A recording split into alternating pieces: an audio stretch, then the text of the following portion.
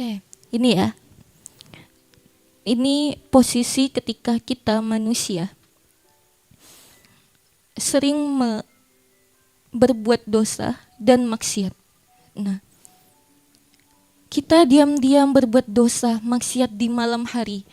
Mungkin semua orang memandang kita baik, semua orang memandang kita keren, semua orang memandang kita bagus gitu. Tapi kita diam-diam melakukan dosa. Nah, tapi apa kata Allah? Allah langsung membalas enggak di situ?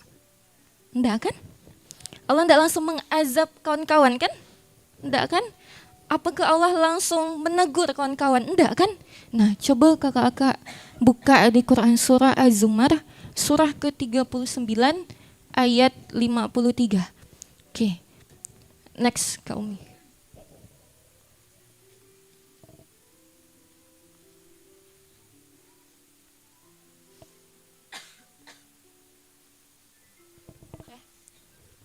Oke.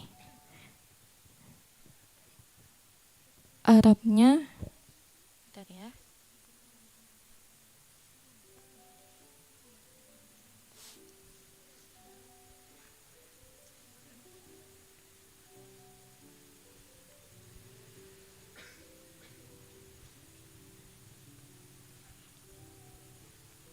Surah 53.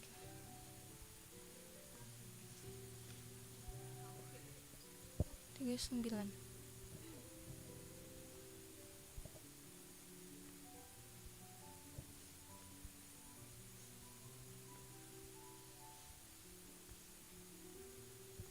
Nah, di sini ya. Qul ya ibadiyalladzi asrafu ala anfusihim la taqnatu min rahmatillah. Nah, di sini Allah mengatakan, katakanlah wahai hamba-hambaku yang melampaui batas. Nah, di sini Allah lembut banget mengatakan kita semua itu adalah hamba-hambaku yang melampaui batas, bukan hamba-hambaku yang berdosa, bukan hamba-hambaku yang melakukan banyak maksiat, bukan hamba-hambaku yang berbuat zina, pembunuh, ataupun pelacur dan lain-lain. Tapi Allah mengatakan, wahai hamba-hambaku yang melampaui batas. Saking lembutnya bahasa Allah yang sampaikan kita kepada hambanya. Nah, terus apa katanya? Janganlah kamu berputus asa dari rahmat Allah. Sesungguhnya Allah mengampuni dosa-dosa semuanya. Sungguh, Dialah yang Maha Pengampun, Maha Penyayang. Nah, kakak-kakak, di sini saya pengen bedah sedikit, yaitu di ayat Qul ya ibadiyalladzi asrafu ala anfusihim la taqnatu min rahmatillah. Nah, di sini ibaratnya Allah itu mengekspresikan dirinya ketika seorang hamba yang berdosa, mempunyai masa lalu yang kelam, mempunyai dosa yang besar, mempunyai ibaratnya pembunuh dia, atau pelacur dia, atau durhaka sama orang tuanya, atau penjinah. Apa kata Allah? Datang kepadaku, wahai hambaku. Aku terima engkau. Aku terima taubatmu. Mungkin kamu malu, mungkin kamu merasa kotor, hina, dina, udah ndak pantas, udah ndak ada yang nerima lagi. Tapi apa kata Allah? Aku menerimamu, wahai hambaku. Aku tidak melihat dosa-dosamu yang lalu. Ketika kamu udah meminta ampun, kita mengangkat tangan meminta maaf kepada Allah, satu kali saja di situ Allah langsung melike. Di situ Allah langsung merespon cepat. Di situ Allah langsung mengarahkan kita ke jalan Shirathul Mustaqim, jalan yang lurus, jalan yang tidak mungkin dibawakan ke arah yang salah atau bukan jalan yang sesat. Nah, itu apakah petunjuknya ada di dalam Al-Quran. Nah, ayat ini lembut banget, sentuhan dan reminder banget untuk kita pendosa-pendosa, ya, perempuan-perempuan yang saya tahu pasti saya tidak tahu masa lalu kakak-kakak di sini seperti apa, kelamkah atau masa lalunya penuh banyak dosakah, tapi yang saya tahu kakak-kakak di sini adalah orang-orang baik. Kakak-kakak di sini adalah orang yang berusaha untuk hijrah, orang yang berusaha untuk belajar, orang yang berusaha untuk comeback kepada Allah, berusaha untuk mencari perhatiannya Allah. Nah, maka seriuslah, sungguh-sungguhlah belajar. Ketika Allah sudah kasih pintu hidayah ke kakak-kakak, di saat Allah sudah izinkan memberikan cahaya untuk dimudahkan datang ke majelis ilmu. Dari sekian banyak orang di luar sana, mungkin kita tidak tahu jam sekarang apa yang mereka lakukan. Entahkah mungkin pergi ke diskotek kah, atau ke kafe kah. Nah, tapi kakak-kakak lebih memilih ke majelis ilmu. Di saat badan lelah, capek, menguras energi, habis kuliah, habis kerja, tapi kakak-kakak langsung ke sini. Nah, saking sayangnya sama Allah. Tidak pernah Allah itu langsung mengazab kita. Tidak pernah Allah itu langsung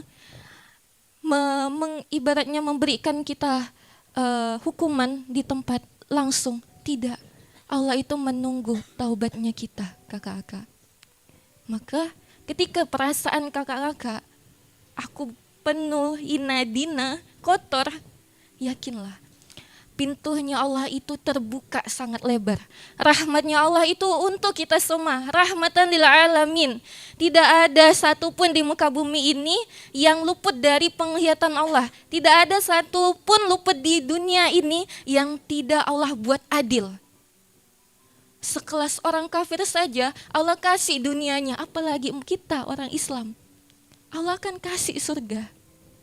Tapi seperti itu, kita harus rasakan dulu neraka di sini. Kak Nisa, kenapa Kak? Katanya umat muslim itu ketika udah mengerjakan syariatnya, menjalankan syariatnya, mengerjakan yang wajib, sholat 5 waktu, kenapa kita masih diuji Kak? Kenapa? Karena itu cara Allah untuk mengangkat derajat kita semua. Karena itu cara Allah untuk memuliakan kita semua.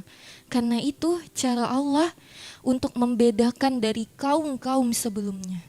Itu adalah kaum muslimin, orang-orang mukmin, orang-orang yang bertakwa. Nah, kayak gitu. Oke, next kaumnya.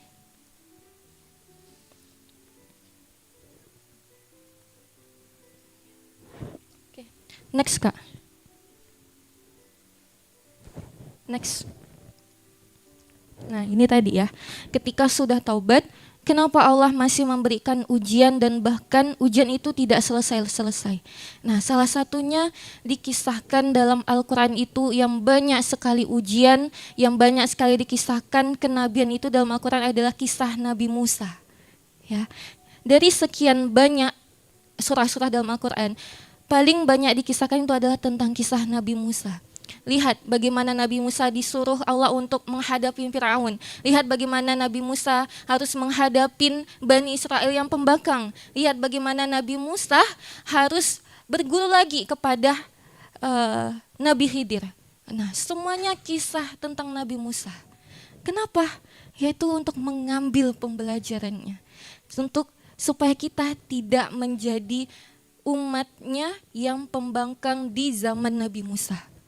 Nah, supaya mengambil ibrah dan hikmahnya. Oke, next Kak. Nah, kenapa kita masih ibaratnya Allah kasih ujian? Kenapa Allah masih kasih kita masalah yang tidak selesai-selesai? Bisa jadi yang pertama, ada kewajiban yang belum kita tuntaskan atau yang belum kita kerjakan. Contoh, misalnya sholat 5 waktu. Ada yang lalai, subuhnya terlewat. Nah, hanya 4, satunya kita tinggalkan. Atau bisa dari hal lagi, membaca Quran. Kita lalai misalnya 1 hari 1 halaman, terlewat. Saking sibuknya dengan pekerjaan kita, saking sibuknya dengan dunia kita, saking sibuknya dengan kuliah, atau apapun aktivitas kakak-kakak. Nah, bisa jadi ujian itu teguran untuk kita, supaya kita langsung mengingat apa-apa yang udah kita lalaikan dari perintahnya Allah. Itu yang pertama. Yang kedua apa? Yang kedua bisa jadi Allah ingin memberikan kakak-kakak hadiah. Nah, jadi di sini bisa 2 angle. Yang pertama tadi itu bisa tentang kemaksiatan kita. Yang kedua bisa jadi cara Allah untuk mengangkat derajat kita.